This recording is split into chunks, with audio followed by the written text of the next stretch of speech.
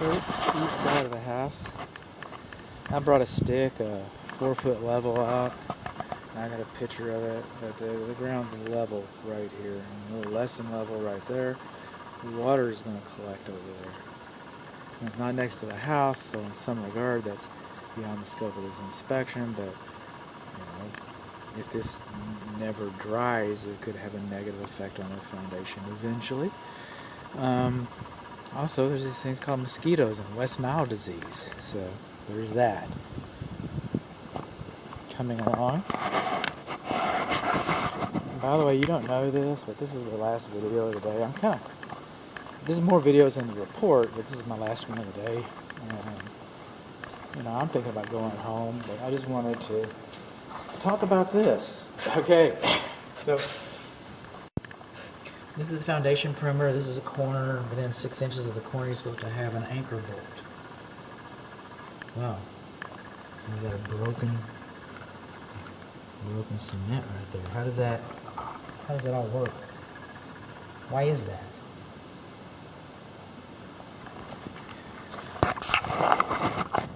And over here, these exterior sconces are just as crooked as a dog's back leg. As crooked as a dog's back leg. But that's not why we're here. This is the interior inspection. This is the interior wall section. See the threshold over here? See the gap? You think water will get back up in there and rust the bolts out that are holding that plate in place? I do. That's what I think. So this is the last inspection of the day, and one of your first. I hope you get some good use out of the rest of them. But I'd just like to take this opportunity to say thank you for your trust in me and relying on me to help you buy your home. It means a lot to me. If you got any questions, I'm talking to my client here. If you got any questions, don't hesitate to reach out and call me. I'll be glad to answer them. And if you can find it in your heart to leave me a good Google review, hey, I need a few of those. No kidding. So, but we're inside. We're inside now. These are vinyl floors. Vinyl floors. It looks like wood, but it's vinyl. This is the dining area. The inside scuffed up tape. Inside scuff marks and things. Interior, that's beyond what I do. I'm mostly structural mechanical.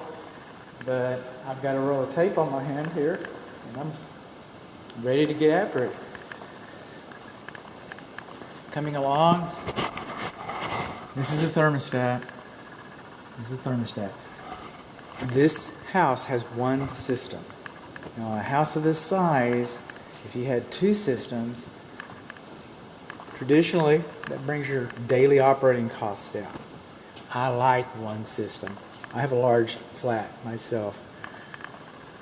One condensing unit to replace. One indoor air handler to replace. One unit to get serviced every year. I think it's more economical to have one system than two, myself. It's a digital thermostat, and it's a heat pump system, and we're going to talk about a heat pump in a little bit. But when I go into emergency heat, and I crank it up, when I go there, it doesn't blow hot air. It doesn't blow hot air. The emergency heat is a coil. Because the exterior ambient temperature is so high, I can't run the heat pump mode. I did run the air conditioning mode, but I didn't run the heat pump mode. But this system needs to be serviced. This is the only GFCI. This is the GFCI for all the bathrooms. If any bathroom loses power, this is how you restore it.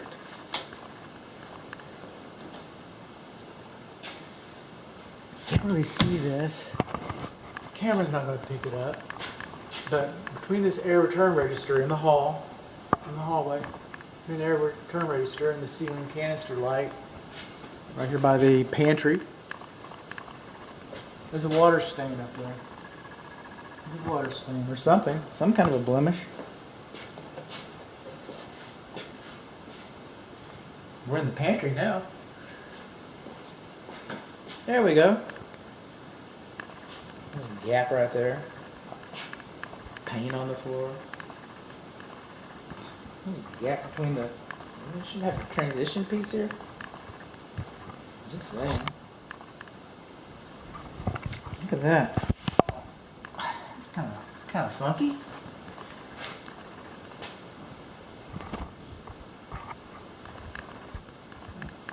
One more blue tape here.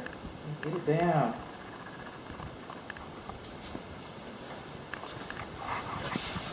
Hopefully somebody will see that.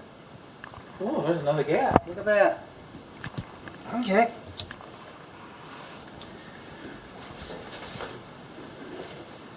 Check that out. Moving on along. This is the first bedroom. I'm calling it the east bedroom. Double pane vinyl frame windows. I've opened and closed them all. They all operate really well, actually. Of course, I'm in here with my blue tape. I didn't see it all. I didn't catch it all. These are just things I was doing offhanded. Offhanded. So I encourage my client to get her own blue tape and find some of these areas. Look at that split right there. That's a new house. Laundry, we've discussed this. Doors, fine. We were just in the garage, which, by the way, we were in the garage. I am kind of closing up behind me. By the way,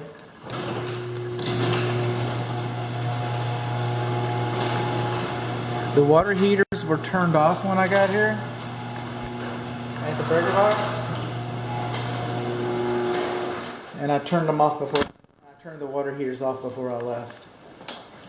Second bedroom, I'm calling the west bedroom. And again, we've just got some things going on here.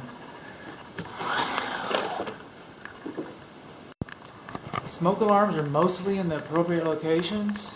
Probably, suits the jurisdiction having authority. It used to be called the jurisdiction with local authority. Local jurisdiction with authority is what it used to be.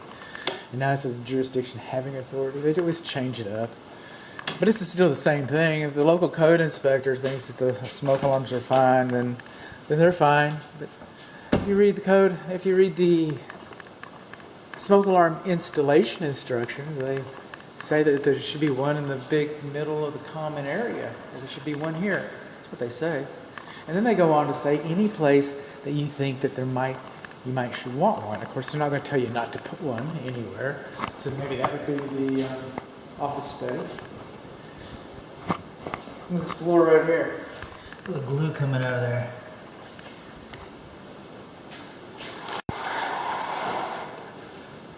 Okay. Looks like we got a new French door. I'm not sure what that's about. Because it is an office study, and it is an office study, we can get away with. We got away with it, man. You can get away with the switches being just a little farther from the door. We're coming on along. That water stain is where we dropped off. Missing a blind right here in the common area for the guest suite. Maid's quarters.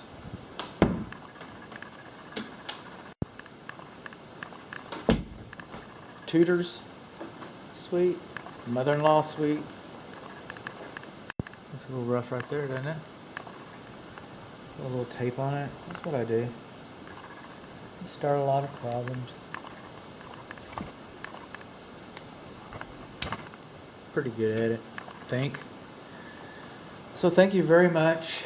Again, thank you very much for trusting me and relying on me and helping my business stay afloat. We're missing our vanity mirror here. I was in here, I ran all this. In another video, I didn't run it, but I did. You're going to see it. It's in the plumbing section. There's going to be some of this interior because I did the kitchen and the bathrooms and the laundry.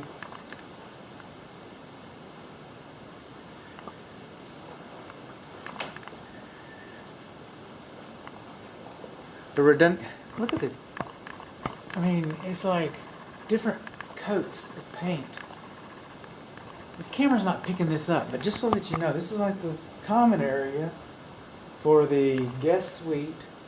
And if you just look up at the paint in this corner, this would be the north wall.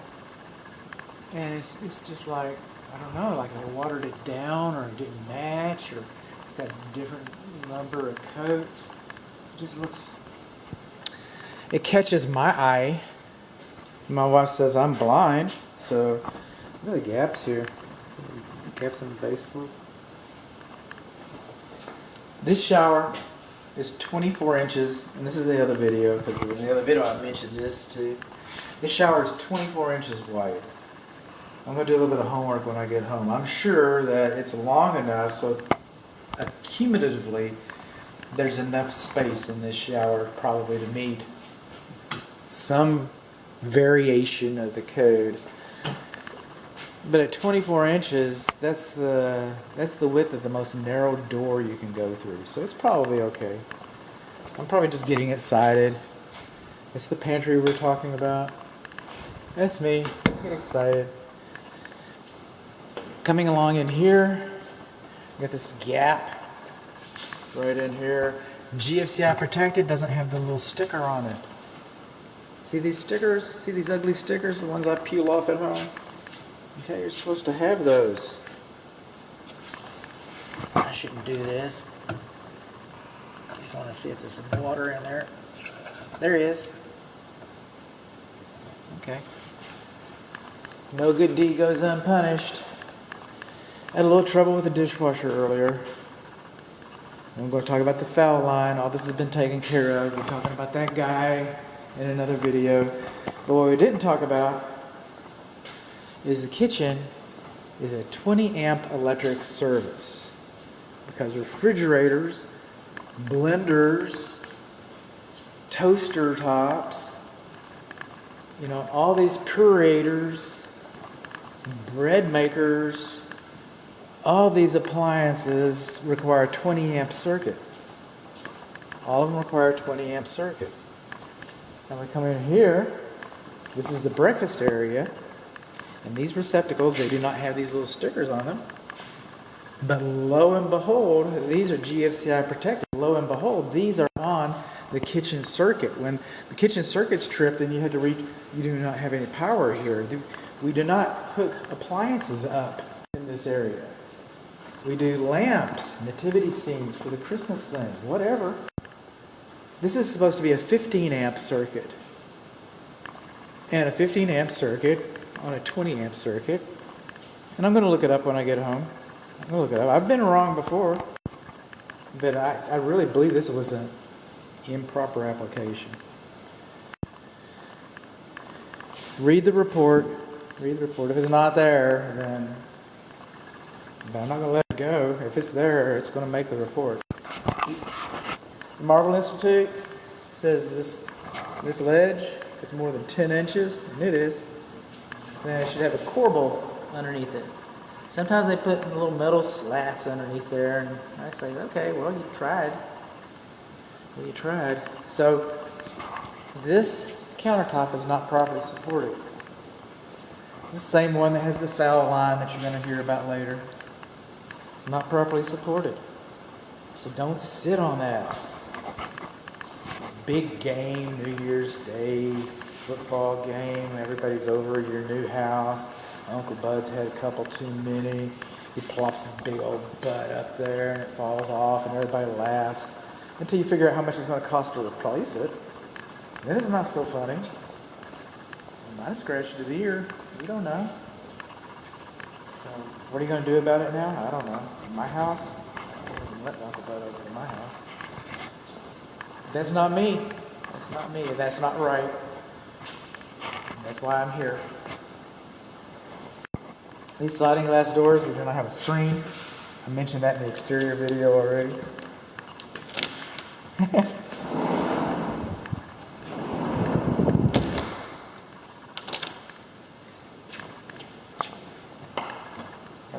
lock. 2 of them actually.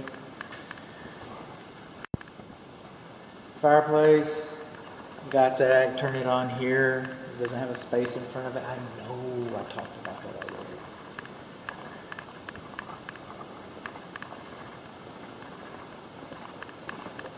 Again, it's not me to sell it to you. You know this is a nice floor plan. You got the guest suite on that end. You got the master suite on this end. And then if you want to entertain, I mean, just check this out. The master bath is right in the front entry. I like that. I do. All these receptacles work. Everything's fine. I've done some air measurements. This grill right here. This air return grill. Look at the corner, man. It's just like hanging down like a basset hound's ear. Flapping in the wind.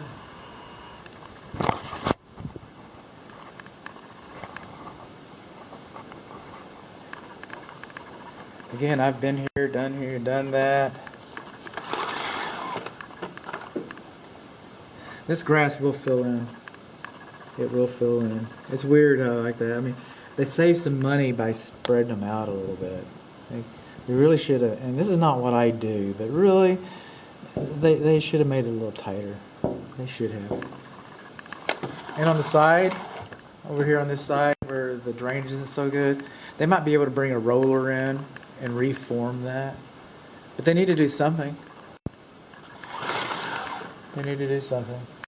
The builder will say, hey man, if it doesn't dry in 48 hours, we consider that a problem. No! It's supposed to drain now. Where did you get that? Oh, our warranty people are good with it. Oh, who owns your warranty company?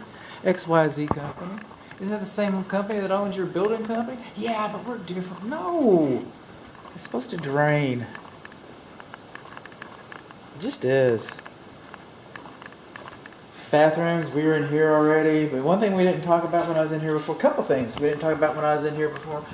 We got a big old hairy crack in the floor tile right back there. Check that out. That's not so good. And then another thing, because I ran water, like I said, like I promised I would. Now check this out. Oh, don't do this to me. See that? There's not enough. And this was a long time ago. I mean, this movie's already 18 minutes long, and it was several minutes before I even got started. I was in here, prepping for this masterpiece. And there's not enough pitch on this seat to drain water off. It's going to, get funky in there. There's not enough pitch on this windowsill to drain water off. Now it's above the shower spray, so that's a little better. I'll use this as an example because I like to run around through the house. I like to see things twice. I like to see that spot that doesn't have blue tape on it. So we're in here.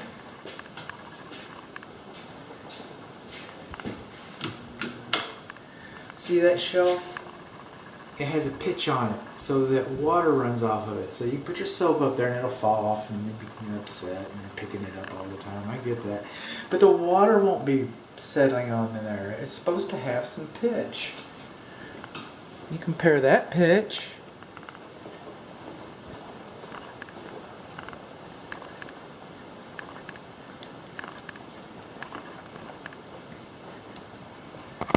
to that pitch, and we don't have any. You can look at the tile. Check the tile out. It's perfectly level. Well, I think I got this in the other one. We got the broken wall tiles. All this needs to be refinished. And we were in here earlier. I remember the double vent window. We do not have a blind in here. I don't do blinds, but usually you don't have blinds in new construction, so it's kind of exciting for me. If this room is longer than 10 feet, and it's air conditioned, then maybe there should be an electric receptacle outlet in here. You have to look at the plans, but my wife, we're not moving in here, but my wife irons in the closet. She's got a closet that's just about this size. I said, I've never had that many clothes, but Donna has. But she irons. So and sews too, by the way, in the closet. So, it's a nice long closet. No electric receptacle outlet.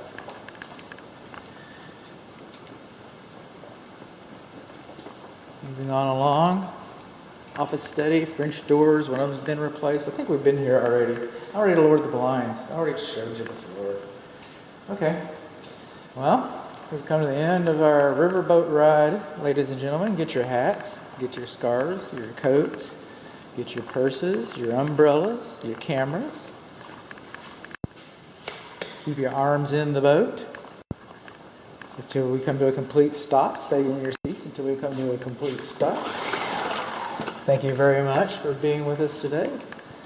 Hope to see you again soon. Tell all your friends what a wonderful time you had here at Good Home Inspection today.